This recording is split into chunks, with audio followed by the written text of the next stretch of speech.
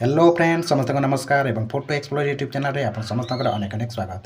तो फ्रेंड्स आज आम बनवा मैगी मटर मसला बहुत ही सिंपल एवं यूनिक वे आज या करवा जहाँ छोट रू बड़ समस्ते पसंद करेंगे। तो से ये गोटे मीडियम साइज अनियन नहीं गोटे मीडियम साइज कैप्सिकम गोटे मीडियम साइज टमाटो 8 ରୁ 10 कोड़ी नहीं रसुण गोटे ग्रीन चिली नहीं तारी सांगे सांगे पाखापाखि 30 ରୁ 40 ग्राम नहीं ग्रीन पीस बा ग्रीन मटर।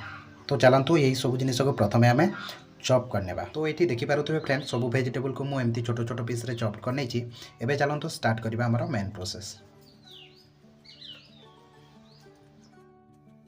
तो फ्रेंड्स ये मसला मैगी बनवाई मु गोटे नॉनस्टिक कड़े यूज करुँची। एड करवा 2 टेबल स्पून सोरिष तेल। जदि आपण पाखे बटर अवेलेबल थाए बटर मस्ट यूज करेंगे कारण बटर में मसला मैगीर बहुत बढ़िया टेस्ट आए। मुझे ये सोरिष तेल यूज करुँची। एबे आम तेल को टिके हल्का गरम होगापी छाड़ी ने और गरम हो सारापर एड करवा रसुण और कंचा लंका जोटा कि आम आगु चॉप करके रखी। तो कंचा लंका और रसुण को बेसी समय ये फ्राए करने को पड़ो ना पाखापाखि 30 ରୁ 40 सेकेंड आम या फ्राए करने। तो ये देखिपे रसुण और कंचा लंका आमर फ्राए हो गला।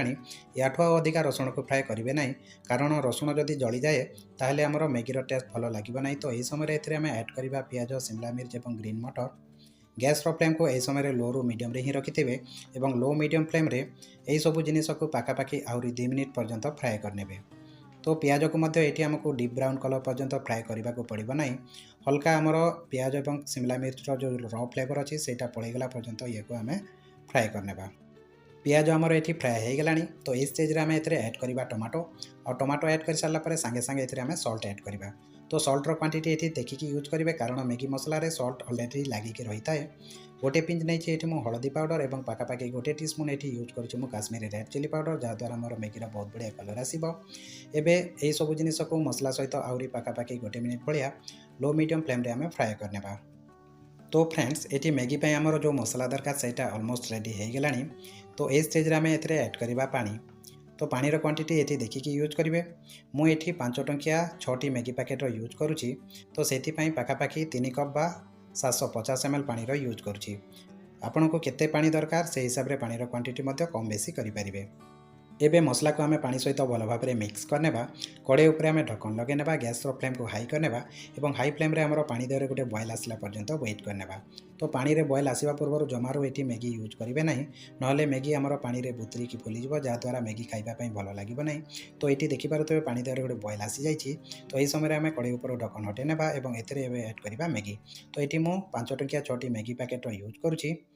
एबे एथिरे ऐड करवा मैगी मसला। तो मो पाखे जितेक भी मैगी मसला था सब ए यूज कर जदि आपको मैगी लंबा खाइबापी पसंद ना ताले मैगी को भंगेकी ये पकई पारे। मत किंतु लंबा पसंद से मुझे एका पकई नहीं। एबे आम मैगी को मसला सहित भल भाव में मिक्स करने और पुणी थे यार उपर आम ढक्कन लगे और मैगी देहर टिके पानी सुखिला पर्यंत वेट करने। तो ये देखिपे मैगी देहर ऑलमोस्ट पानी सुखी आसला। तो यही समय आम ऐड करवा कि धनिया पत्र और धनिया पत्र ऐड कर सारापर या भल भाव में मिक्स करके आपन को केते पानी दरकार से हिसाब से मैगी को ये आप कुक करने।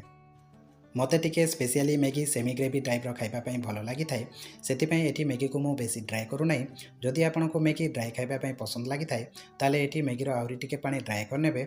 आउ देखिपे ये आमर स्पेशल मैगी मसला रेडी हो जाए। तो वीडियोटी आपको केमती लगे कमेंट माध्यम निश्चय जनइबे।